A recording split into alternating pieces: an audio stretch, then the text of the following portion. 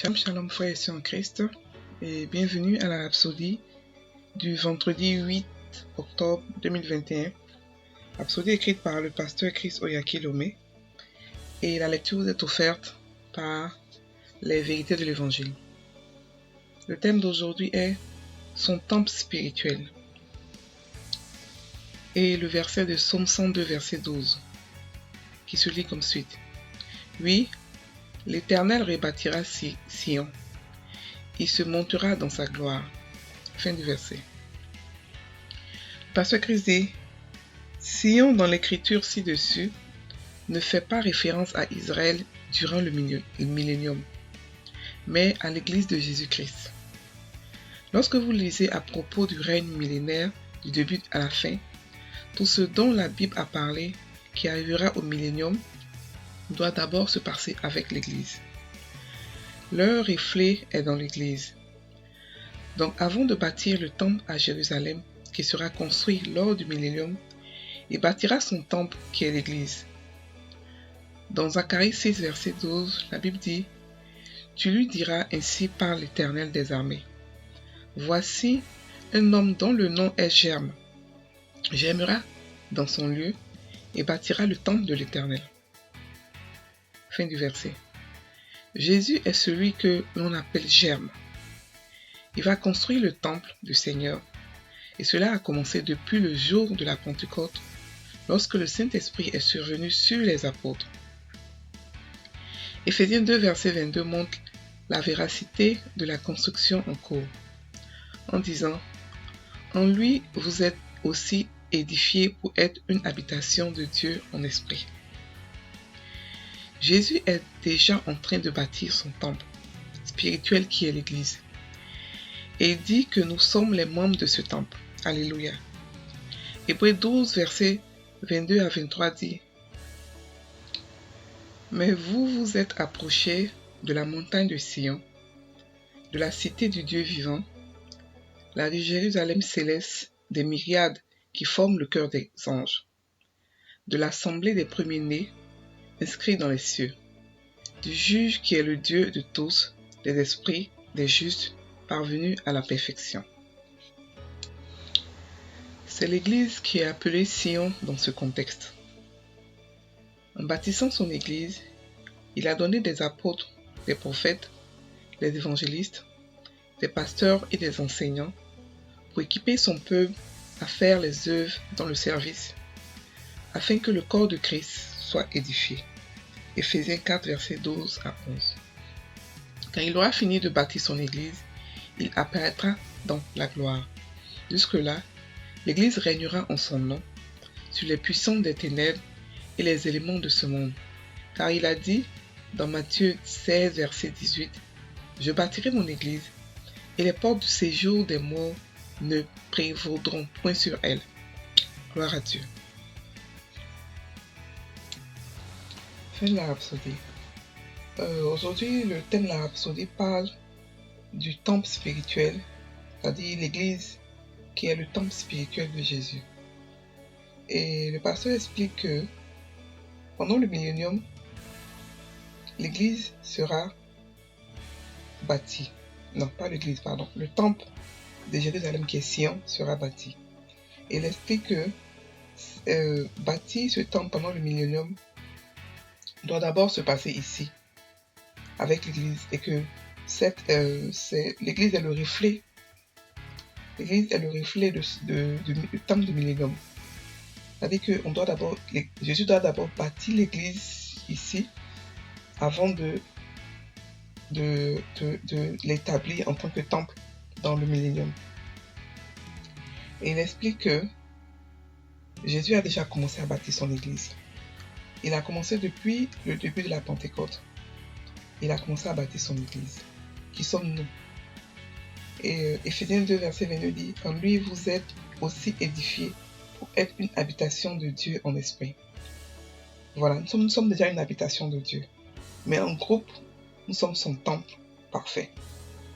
Voilà, le corps du Christ, nous sommes le corps du Christ. Donc, le pasteur explique que Jésus est en train de bâtir son temple spirituel qui est l'Église. Il a commencé ça depuis le début de la grande Pentecôte. Et il explique que dans cette édification de l'Église, ce qu'il a fait, pour bâtir l'Église, il a nommé des apôtres, des prophètes, des évangélistes, des pasteurs et des enseignants pour équiper son Église, pour parfaire son Église. Voilà, et il explique aussi que quand il aura fini de parfaire son Église, quand l'Église sera mature, quand l'Église sera finie complètement, c'est là qu'il apparaîtra dans la gloire pour retirer l'Église. Mais entre-temps, l'Église qui est sur la terre règne en son nom. Cette Église règne sur la puissance des ténèbres, sur les éléments de ce monde. Parce que Matthieu 16, verset 18 dit « Je bâtirai mon Église et les portes du séjour des morts ne prévaudront point sur elle. » Gloire à Dieu. Voilà. Donc, il explique ici que en fait, le monde a été donné à plusieurs rois avant Jésus. Il a été donné, quand vous regardez l'histoire du monde, depuis le début du monde jusqu'à aujourd'hui, il y avait toujours un règne d'un roi, jusqu'à ce que Jésus arrive. Lorsque Jésus est venu, le règne a été donné au corps du Christ, à lui Jésus, qui est la tête et qui nous sommes le corps. Donc le règne a été donné à l'Église. Donc c'est à nous comme la tâche de pouvoir régner dans ce monde en son nom. Il nous a donné son nom, le nom de Jésus, pour pouvoir régner ici dans ce monde. Et il est en train de bâtir son Église. L'Église doit comprendre l'époque où nous sommes, à quelle époque nous sommes, où nous partons et qu'est-ce qui nous est arrivé auparavant. Doit savoir lire les époques, doit savoir évaluer ce qui se passe. Aujourd'hui, nous voyons que nous avons l'impression que le Saint-Esprit est pressé dans ces choses. Lorsqu'avant on recevait une prophétie, ça prenait du temps pour venir, pour se réaliser, ça prenait du temps pour réellement pour s'empresser de se réaliser. Mais maintenant, c'est vraiment rapide. Et nous voyons que la fin du temps est arrivée, et que Jésus est en train de bâtir son Église. Si vous regardez autour de vous, regardez hors de votre Église, regardez ce qui se passe dans le corps du Christ. Il y a des choses extraordinaires qui se passent. Le gospel est en train de partir partout dans le monde entier, dans des coins qui étaient fermés avant. L'Asie était fermée avant, la Chine, les pays asiatiques étaient fermés avant l'évangile, sont tous ouverts. Même les pays arabes sont tous ouverts. Et ça montre que le corps du Christ travaille. Le corps du Christ avance. Le royaume des cieux est en train de s'étendre. Donc ne restez pas dans ce royaume-là sans faire quelque chose. Nous sommes tous des soldats. Nous sommes tous des soldats. Nous avons tous reçu des dons pour pouvoir aider ce corps-là à pouvoir grandir. Donc nous devons le faire. Et Jésus revient pour une église qui est mature, pour une église qui est sans tache, pour une église qui sait, tant qu'on n'est pas mature, il ne peut pas venir. Et quand vous regardez aujourd'hui, l'église est en train de devenir mature. Ne ratez pas cet événement. Réveillez-vous spirituellement pour comprendre les temps et pour pouvoir aussi joindre cette maturité, pour pouvoir aussi joindre l'église qui est en train de faire de grandes choses. Il y a des ministères qui évangélisent réellement, qui ont des chaînes de télévision, qui ont des choses qui sont partout dans l'internet. Ils font vraiment le travail de Dieu. Et si vous avez l'occasion de pouvoir vous associer à ces ministères, vraiment n'hésitez pas à le faire. Parce qu'il faudrait que le corps du Christ soit bâti, comme ce que notre apôtre dit aujourd'hui, et qu'elle se fasse extrêmement bien. Ne ratez pas cette occasion de bâtir le corps du Christ. Vous en faites partie, vous pouvez aider aussi.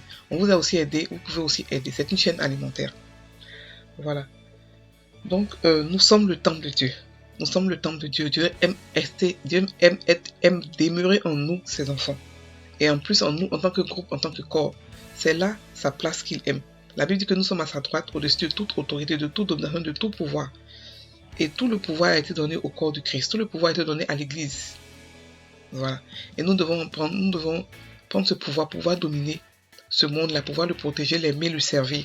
C'est ça notre travail, c'est ça notre rôle en tant que chrétien. Et on prend la confession. Cher Père,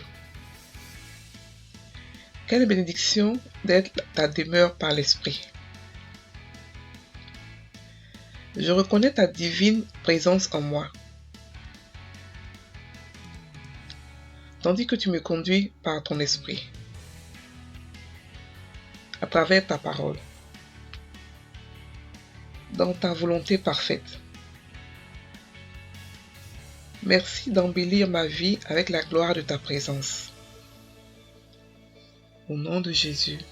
Amen. Passez une très bonne journée, frères et sœurs en Christ.